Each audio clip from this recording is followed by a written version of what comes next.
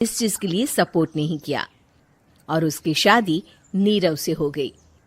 नीरव रजनी को बहुत प्यार करता था, पर रजनी हमेशा चुपचाप ही रहती।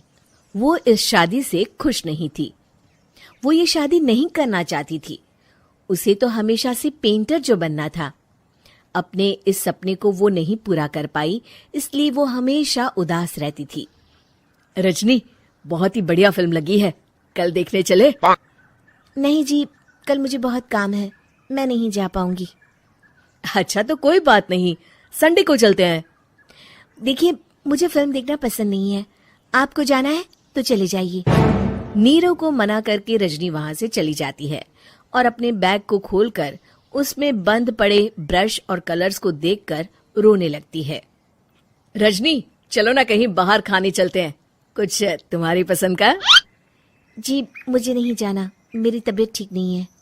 रजनी वहां से चली जाती है। नीरव को समझ नहीं आता कि रजनी उससे इतना दूर क्यों रहती है।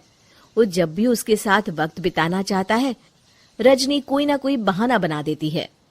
एक दिन घर पर कोई नहीं था। रजनी घर का सारा काम जल्दी से खत्म कर लेती है। घर पर अकेले होने के कारण वो सोचती है कि वो आज पेंटिंग करेगी। वो अपने कमरे में जाकर पेंट ब्रशेस और कलर्स निकालकर जैसे ही कलर मिक्स कर रही होती है कि दरवाजे पर बेल बज जाती है। अब कौन आ गया इस वक्त? इतनी मुश्किल से तो मुझे पेंट करने का मौका मिला है।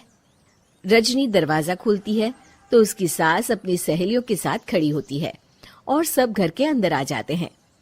अरे बहू, सबको शरबत बनाकर पिला दे, बाहर तो बड़ी गर्मी है। उफ। जी। रजनी पेंट ना कर पाने से उदास हो जाती है। उसे गुस्सा भी आ रहा होता है कि उसने इस शादी के लिए हाँ क्यों कह दी। वो रसोई में जा रही होती है कि उसकी सास उसे रोकती है। बहू, सबके खाने का भी इंतजाम कर लेना, आज का लंच तो ये सब यहीं करेगी। हाँ। रजनी बिना कुछ कहे रसोई में चली जाती है। सबके लिए खाना बनाती है। सब खाना खाते हैं और रजनी घड़ी देखती है कि ये सब कब जाएंगे ताकि वो अपनी पेंटिंग कर सके। जब शाम होती है तब सब चले जाते हैं अपने घर। अरे बहू, सब तेरे खाने की तो बहुत तारीफ कर रहे थे, सबको बहुत अच्छा लगा खाना। आपको मुझे सुबह बताना चाहिए था ना कि आपकी सहेलियां आ रही हैं। पता भी है कितना वक्त लगा सारा खाना बनाने में। अरे बहू, तू ऐसे कैसे बात कर रही है मुझसे? तो और कैसे बात करूं? मैं इस घर की कोई नौकरानी नहीं हूं कि इतना काम करूंगी। रजनी अपने कमरे में जाकर दरवाजा बंद कर लेती है। शाम को जब नीरव आता है तो उसकी माँ उसे पूरी घटना के बारे में बताती है। क्या रजनी ने आपसे इस तरह बात की माँ? हाँ, और पता नहीं उसे क्या हो गया है, शाम से बाहर भी नहीं आई है। मैंने तो कई बार आवाज दी, खाना भी नहीं खाया उसने। तू ही बात करके देख ले बेटा। नीरव अपने कमरे का दरवाजा खटखटाता है। रजनी, दरवाजा खोलो, मैं हूं।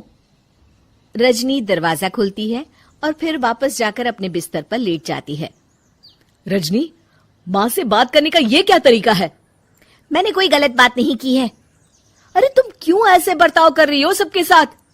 क्या तुम इस शादी से खुश नहीं हो? रजनी कुछ नहीं बोलती।